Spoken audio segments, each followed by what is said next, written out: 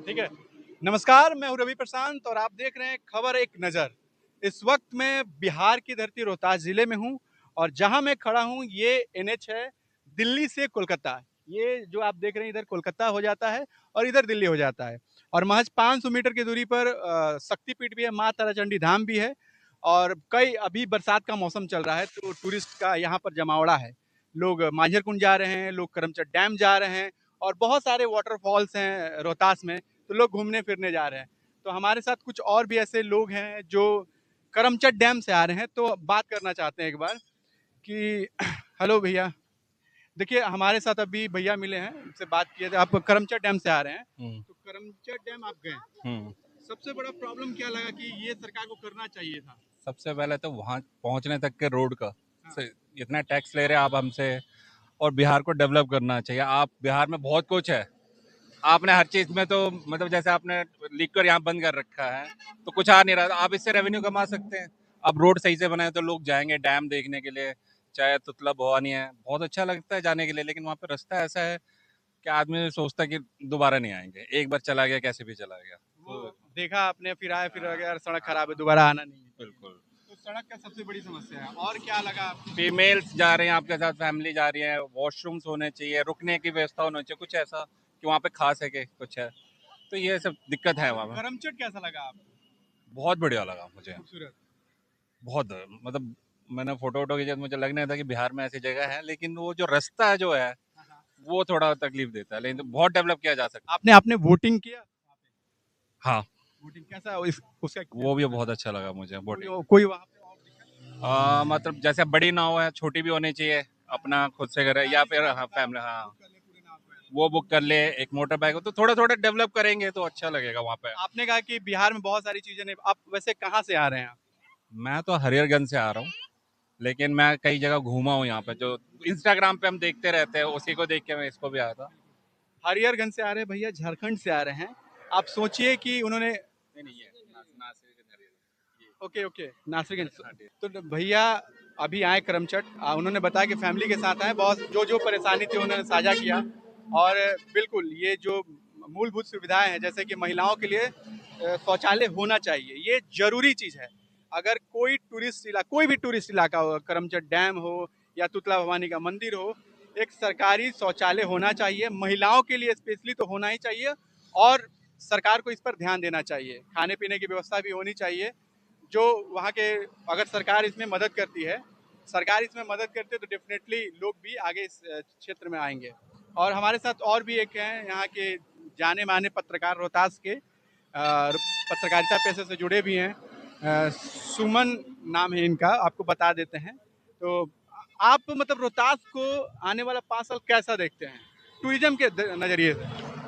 निश्चित तौर पर पिछले 15 सालों में जो विकास हुआ है वो आगे चलकर और विकास करेगा, ऐसा हम लोग को उम्मीद है।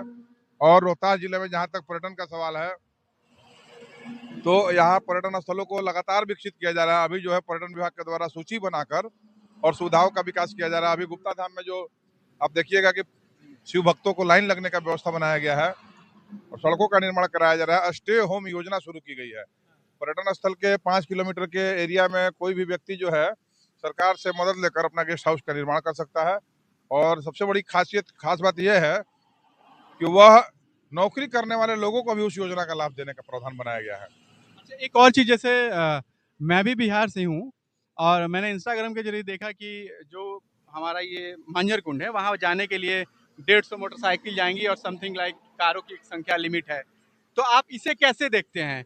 कई लोग कह रहे हैं कि भाई मैं आया और ब्लॉक हो गया। ये सरकार का ये जो गवर्नमेंट ने लगाया है, जिला प्रशासन प्रशासन ने लगाया, ये सही नहीं है। आप कैसे देखते हैं? देखिए, मैं किसी भी पर्यटक से यही अनुरोध करूंगा कि आप जब भी यहाँ आए रोहतास जिला घूमने के लिए तो एक दिन का प्लान लेकर आइएगा, तो निश्चित तौर पर आपका की जो यात्रा है वो किरकिरी हो जाएगी। आप सप्ताह दिनों की यात्रा पर निकलें और यहाँ ठहरने की व्यवस्था है। ठहरने की व्यवस्था मतलब कई एक जगह पर है, लोग नहीं जान पाते हैं, नहीं मिल पाता है, लेकिन सस्ती सुविधाएं भी है और लग्जरियस सुविधाएं भी है। मतलब यहाँ डोरमेट्री से लेकर और लग्जरी रिसोर्ट तक आपको मिलेगा। पूरा आप डेहरी से लगाकर और ताराचंडी के बीच तक आप जब जाइएगा तो खाने पीने रहने ठहरने का कोई तरह का दिक्कत नहीं है। और अगर आप फ्री में रहना चाहते हैं तो अपना थोड़ा व्यवस्था लेकर आइए। और यहाँ तारा चंडी मंदिर में पूरा बड़ा हॉल है, फिर आपको बुढ़वा महादेव में रुकने का व्यवस्था है, कई एक जगह पर रुकने का व्यवस्था है, गुप्ता धाम, और कहीं भी कोई तरह का असुरक्षा का भाव नहीं है। तो एक चीज आप नोट कर लीजिएगा कि अगर आप इस मौसम में रोहतास में आ रहे हैं किसी वाटरफॉल्स को देखने के लिए, मान लीजिए कि आप करमचट डैम मांझर कुंड घूमने जा रहे हैं और पता चला कि गाड़ियों की जो संख्या थी वो खत्म हो गई है, लेकिन आपको जाना है मांझर कुंड, तो आप हो सकता है कि निराश हो जाएंगे, लेकिन पैसे नहीं है, कई लोगों के पास पैसे नहीं होता है, तो उनके लिए ठहरने की सुविधा भैया ने जैसे बताया कि ताराचंडी में आप रुक सकते हैं, कोई पैसा नहीं लगेगा, और ताराचंडी से बस पीछे ही मांझर कुंड का रास्ता है, तो आप ताराचंडी में स्टे कर सकते हैं, बुढ़वा महादेव में भी स्टे कर सकते हैं, और बाकी अगर अपने जेब से लगाना है तो एक्सप्रेसवे पर अनेकों होटल है जहां आपको 1500 से लेकर 2000 में शानदार होटल मिल सकता है।